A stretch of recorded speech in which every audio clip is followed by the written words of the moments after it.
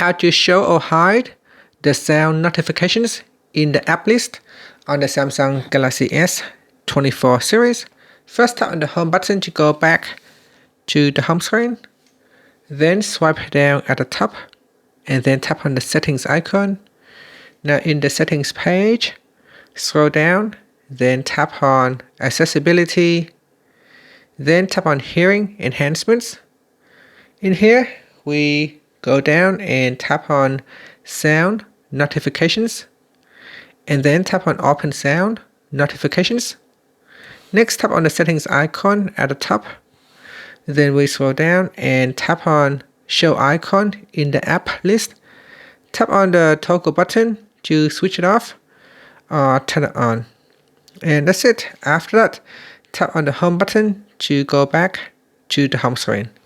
Thank you for watching this video. Please like and subscribe to my channel for more videos.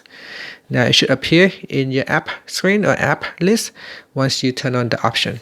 Thank you for watching.